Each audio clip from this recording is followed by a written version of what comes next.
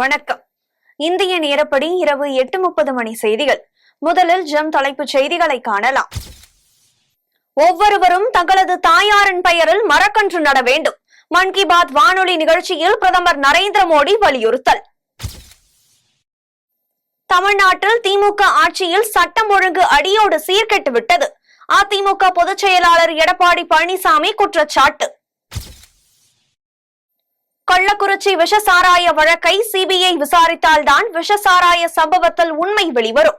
மத்திய இணையமைச்சர் எல் முருகன் பேட்டி.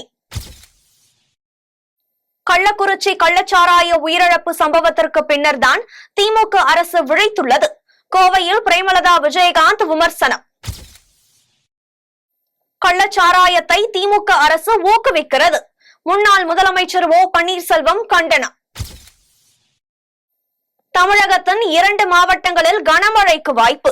சென்னை வானிலை ஆய்வு மையம் தகவல். இனி விரிவான செய்திகளை காணலாம். ஒவ்வொருவரும் தங்களது தாயாரின் பெயரில் மரக்கன்று நட வேண்டும் என்று மன் கி பாத் வானொலி நிகழ்ச்சியில் பிரதமர் நரேந்திர மோடி வலியுறுத்தியுள்ளார்.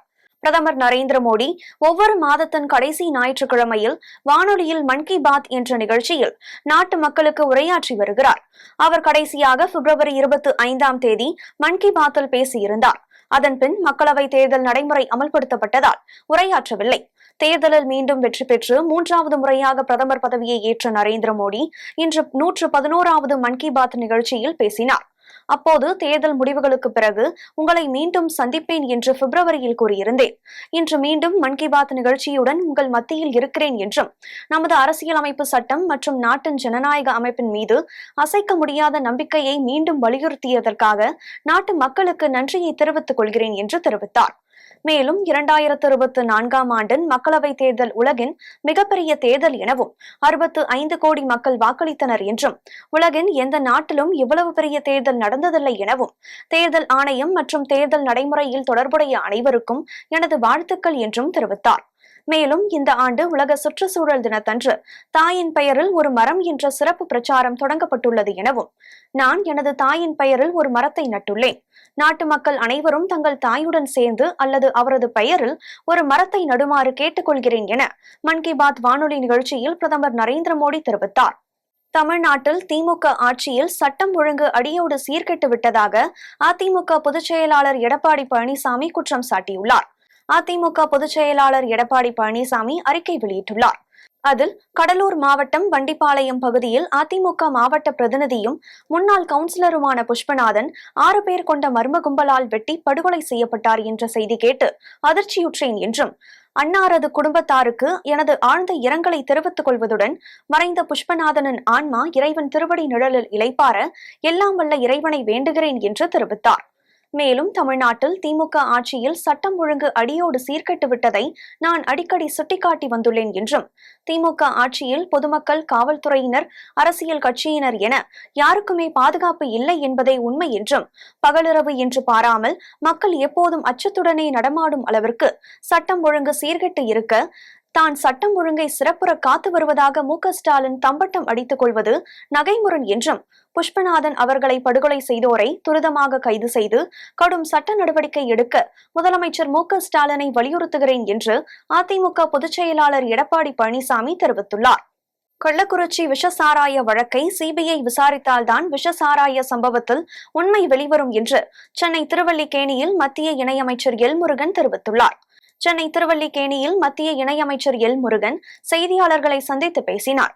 அப்போது உள்ளூர் பொருட்களை ஊக்குவிப்பது, கலாச்சாரத்தை பாதுகாப்பது குறித்து மன் கி பாத் நிகழ்ச்சியில் பிரதமர் நரேந்திர மோடி பேசினார் என்றும் அமெரிக்கா பயணம் எதற்கு என்பதை முதலமைச்சர் மு.க. ஸ்டாலின் வெளிப்படையாக அறிவிக்க வேண்டும் என்றும் எத்தனை நிறுவனங்களை சந்திக்கிறார்கள் என்பது குறித்து வெளிப்படையாக அறிவிக்க வேண்டும் என்றும் வெளிப்படையாக அறிவிக்கும் போதுதான் அதன் பயன் நமக்கு தெரியும் என்றும் ஏற்கனவே ஸ்பெயினுக்கு போன முதலமைச்சர் மு.க. ஸ்டாலின் ஈர்த்த முதலீடுகள் எவ்வளவு, ஸ்பெயின் பயணத்தின் போது ஈர்க்கப்பட்ட முதலீடுகளை முதலில் வெளியிடுங்கள் எனவும் இணையமைச்சர் எல் முருகன் தெரிவித்தார். மேலும் விஷசாராய வழக்கை சிபிஐ விசாரிக்க வேண்டும். சிபிஐ விசாரித்தால்தான் விஷசாராய சம்பவத்தில் உண்மை வெளிவரும். மரக்காணம் கள்ளச்சாராய வழக்கை சிபிசிஐடி விசாரித்தது. அந்த வழக்கு என்ன ஆனது என்றும், காவல்துறையை கையில் வைத்திருக்கும் முதலமைச்சர் கள்ளச்சாராயம் விற்பனையை தடுக்க நடவடிக்கை எடுக்கவில்லை என்றும், பட்டியலின மக்களுக்கான நலத்திட்டங்களில் அரசு கவனம் செலுத்த வேண்டும் என்றும் எல் முருகன் தெரிவித்துள்ளார். விஷ சாராயத்தால் கடந்த ஆண்டு 22 பேரும், தற்போது கள்ளக்குறிச்சியில் 63 பேர் உயிரிழந்துள்ள நிலையில் இப்போதுதான் அரசு விழித்துள்ளது என்று கோவையில் பிரேமலதா விஜயகாந்த் தெரிவித்துள்ளார். கோவையில் தேமுதிக பொதுச் செயலாளர் பிரேமலதா விஜயகாந்த் செய்தியாளர்களை சந்தித்து பேசினார். அப்போது கள்ளக்குறிச்சியில் விஷ சாராயத்திற்கு தற்போது 69 உயிர்களை இழந்துள்ளோம். கடந்த ஆண்டு 22 பேரை இழந்துள்ளோம். இனி விஷ சாராயத்தால் தமிழ்நாட்டில் ஒரு மரணம் கூட நிகழக்கூடாது என்றும், தற்போது கைது செய்யப்பட்டவர்கள் மீதும் புதிய சட்டம் பாயுமா என்று பிரேமலதா விஜயகாந்த் கேள்வி எழுப்பியுள்ளார். மேலும் அரசு இப்போதுதான் விழித்துள்ளது எனவும், கல்வராயன் மலையில் ஆளுங்கட்சியினர் துணையோடு கள்ளச்சாராயம் காய்ச்சப்படுகிறது எனவும், கிக்கில்லை என அமைச்சர் துரைமுருகன் சட்டசபையில் மிக மோசமான கருத்தை பதிவு செய்வதும், மது குடிப்பவர்கள் தானாக திருந்தினால்தான் பிரச்சினை தீரும் என ஒரு மூத்த அமைச்சரை சொல்வது கண்டனத்திற்குரியது எனவும் தெரிவித்தார்.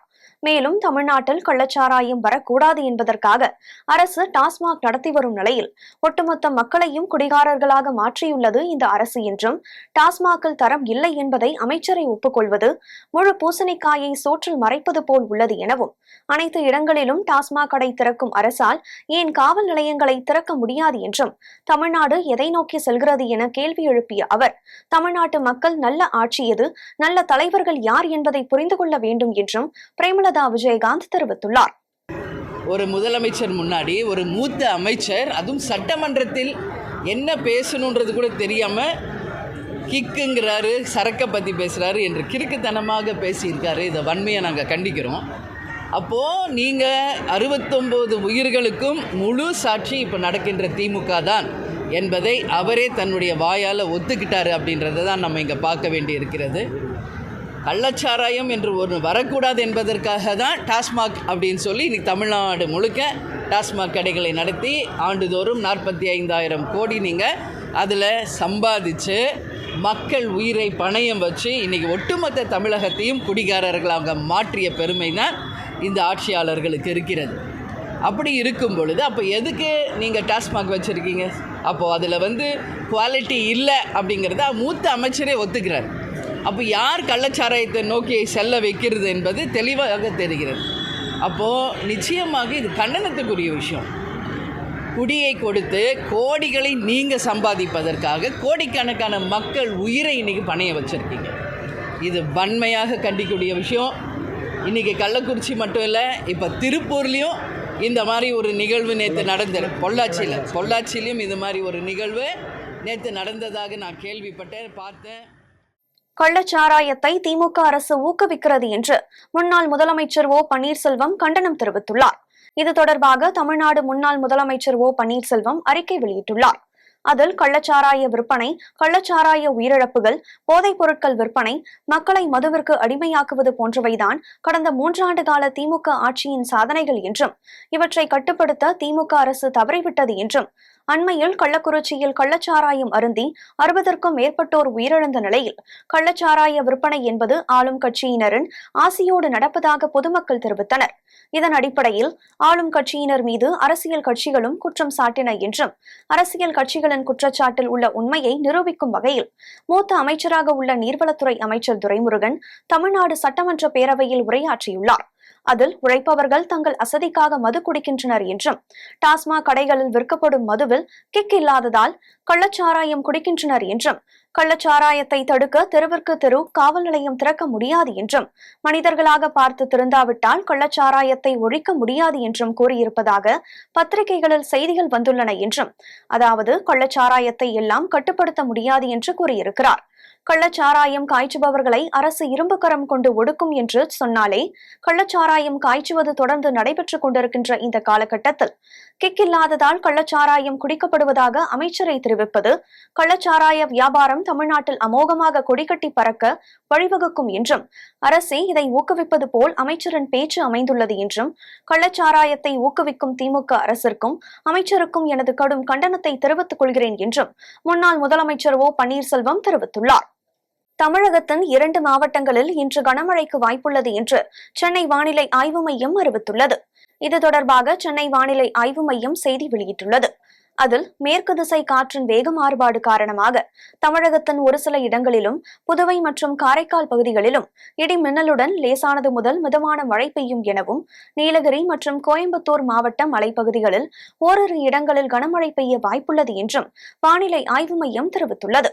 மேலும் ஜூலை 1ஆம் தேதி முதல் 5ஆம் தேதி வரை தமிழகத்தில் ஓரிரு இடங்களிலும் புதுவை மற்றும் காரைக்கால் பகுதிகளிலும் இடி மின்னலுடன் லேசானது முதல் மிதமான மழை பெய்யக்கூடும் எனவும், சென்னை மற்றும் புறநகர் பகுதிகளில் அடுத்த 24 மணி நேரத்திற்கு வானம் ஓரளவு மேகமூட்டத்துடன் காணப்படும் எனவும், நகரின் ஒரு சில பகுதிகளில் லேசான மழை பெய்ய வாய்ப்புள்ளது எனவும் சென்னை வானிலை ஆய்வு மையம் தெரிவித்துள்ளது. சின்னமனூர் வர்த்தக சங்கத்தின் சார்பில் நடைபெற்ற 30 ஆண்டு முப்பெரும் விழாவில் பங்கேற்ற நாடாளுமன்ற உறுப்பினர் தங்க தமிழ்ச்செல்வன் சபரிமலை திண்டுக்கல் ரயில் திட்டத்தை கொண்டு வந்தே தீர்வேன் என உறுதியளித்தார்.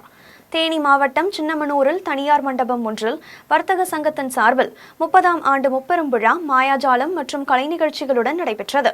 விழாவில் நாடாளுமன்ற உறுப்பினர் தங்க தமிழ்ச்செல்வன் சிறப்பு விருந்தினராக கலந்து கொண்டு பேசினார். அப்போது என்னை வெற்றியடைய செய்த உங்களுக்கு முதலில் நன்றியை தெரிவித்துக் கொள்கிறேன் என தெரிவித்தார்.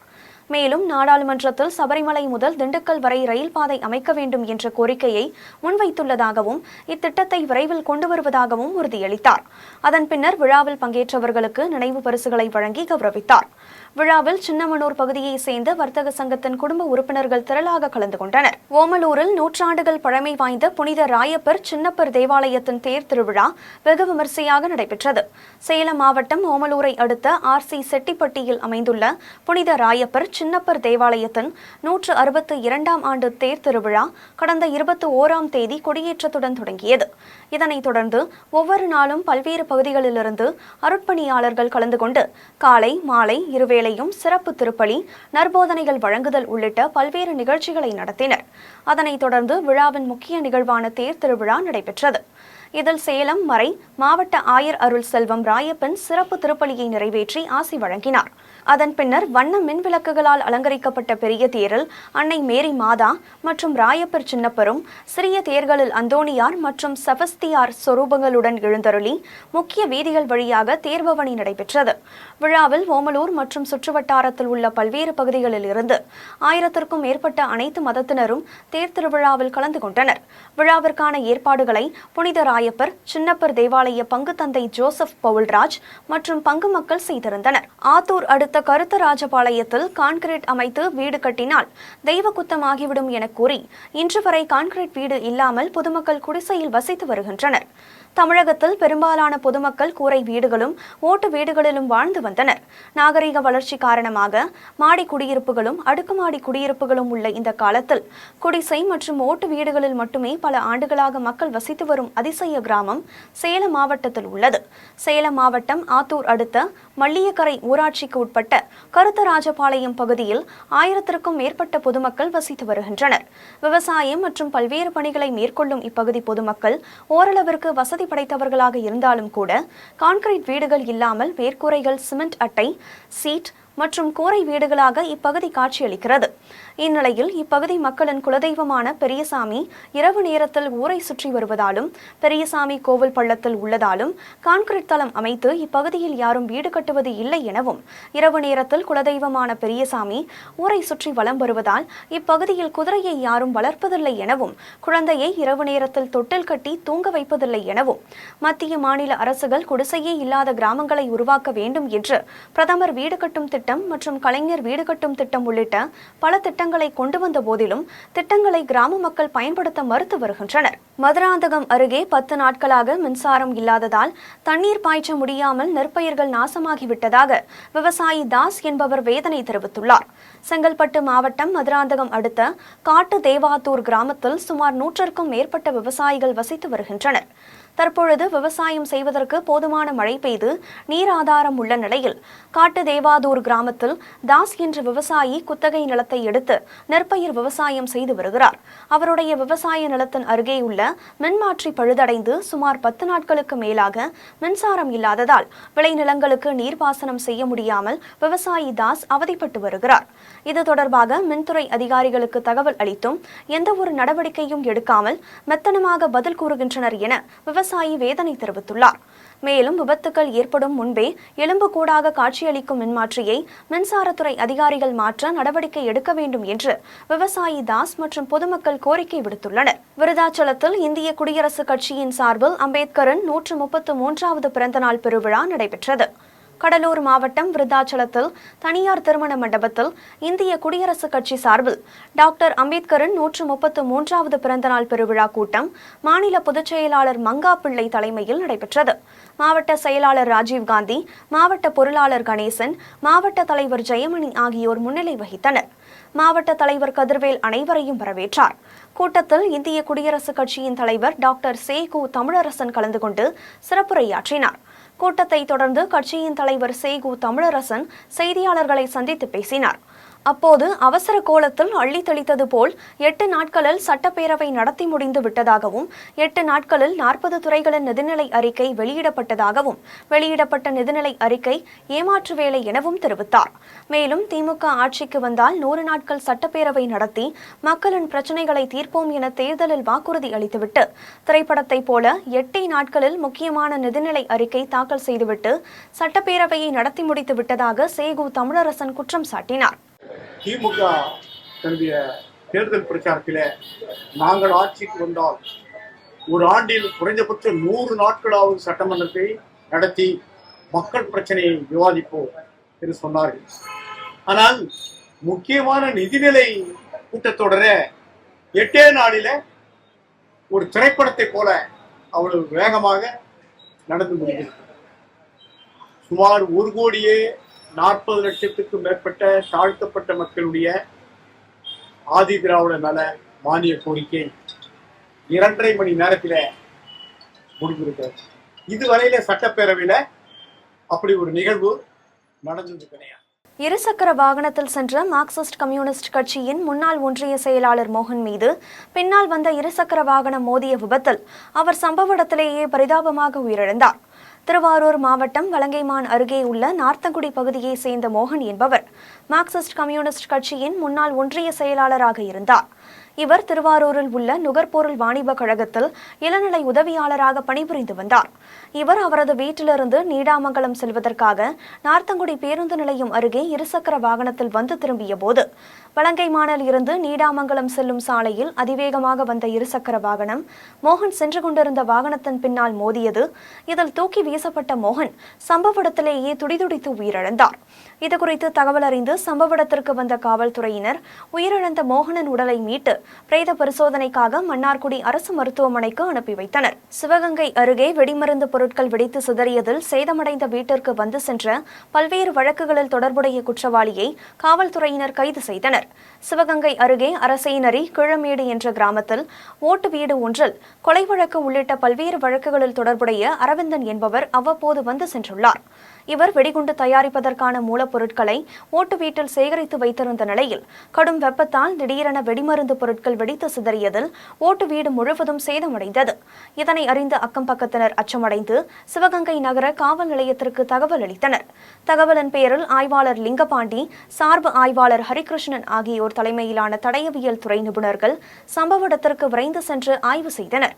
அதனைத் தொடர்ந்து கொலை வழக்கில் தொடர்புடைய அரவிந்தன் என்ற இளைஞரை காவல்துறையினர் கைது செய்தனர்.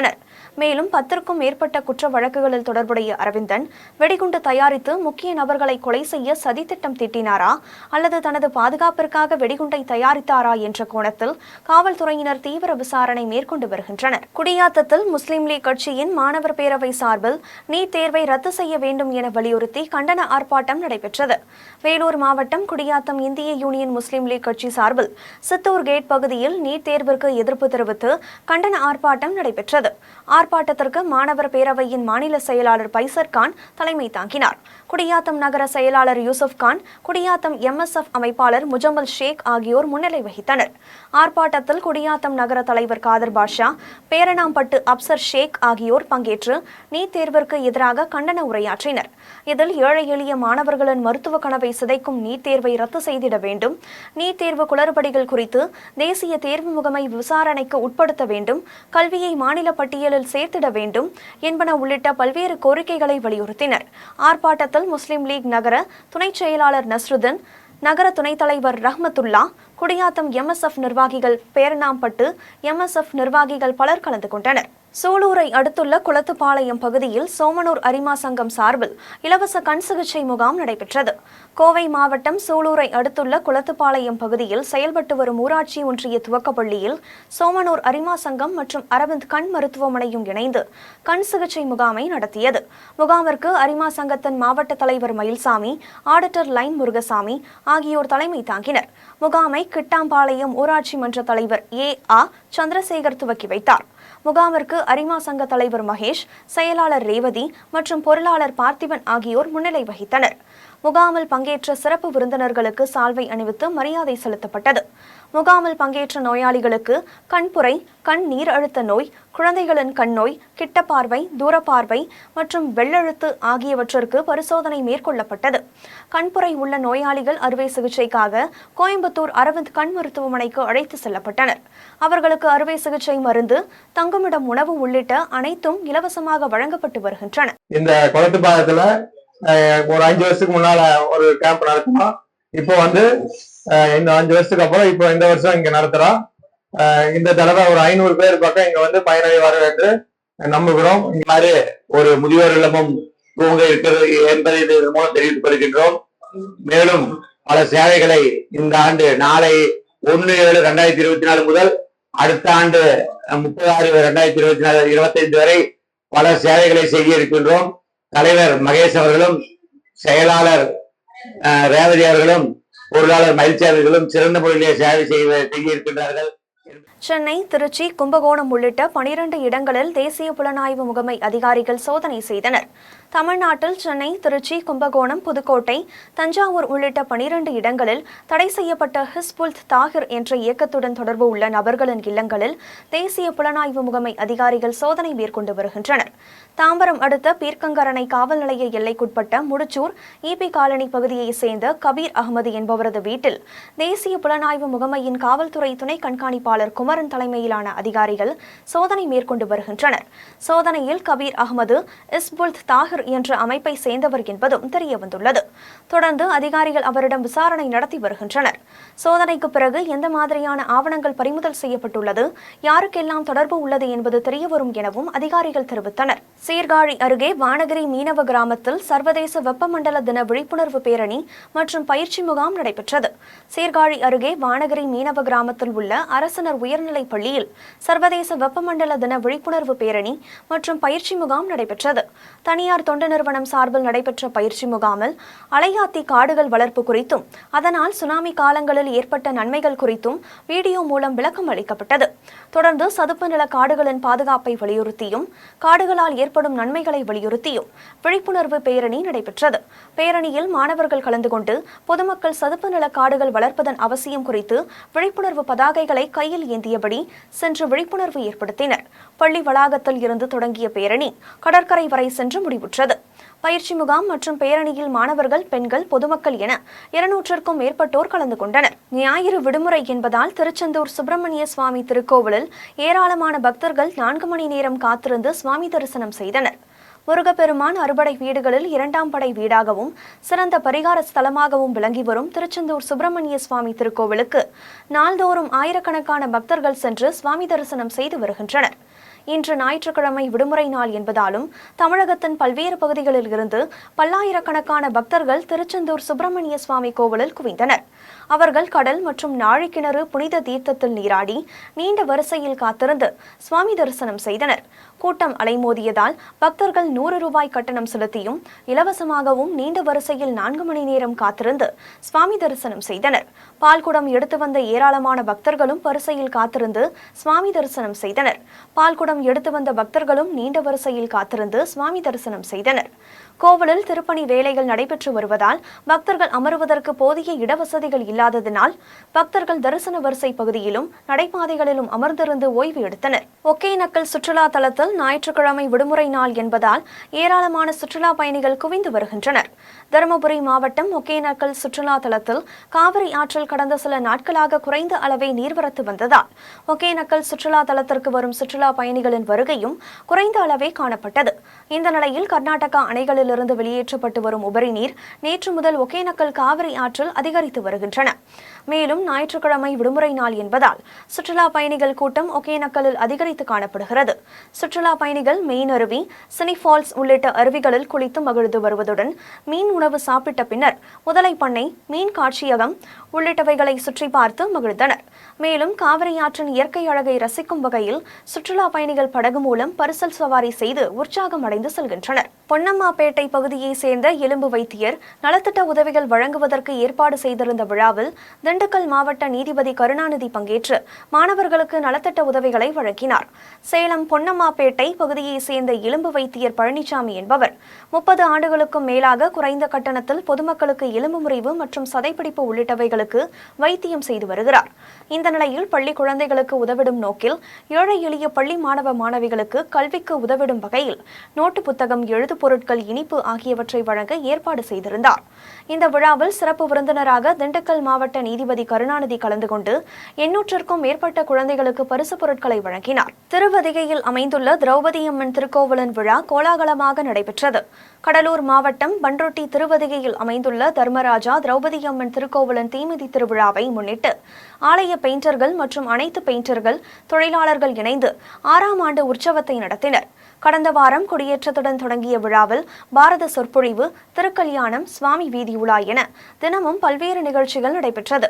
விழாவில் அபிஷேக ஆராதனைகள் நடத்தப்பட்ட திரௌபதி அம்மன், மகாவிஷ்ணு, அர்ஜுனன் உள்ளிட்ட சுவாமிகள் மலர் அலங்காரத்துடன் பக்தர்களுக்கு காட்சியளித்தனர்.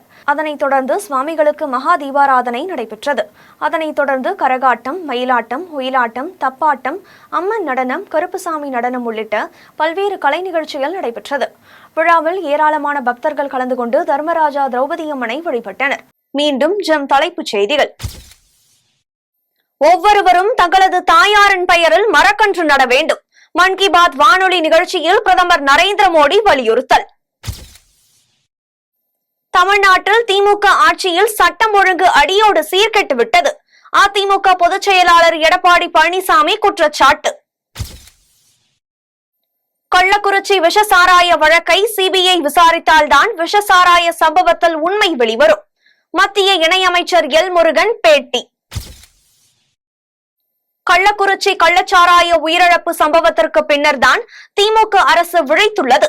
கோவையில் பிரேமலதா விஜயகாந்த் விமர்சனம். கள்ளச்சாராயத்தை திமுக அரசு ஊக்குவிக்கிறது. முன்னாள் முதலமைச்சர் ஓ பன்னீர்செல்வம் கண்டனம். தமிழகத்தின் 2 மாவட்டங்களில் கனமழைக்கு வாய்ப்பு.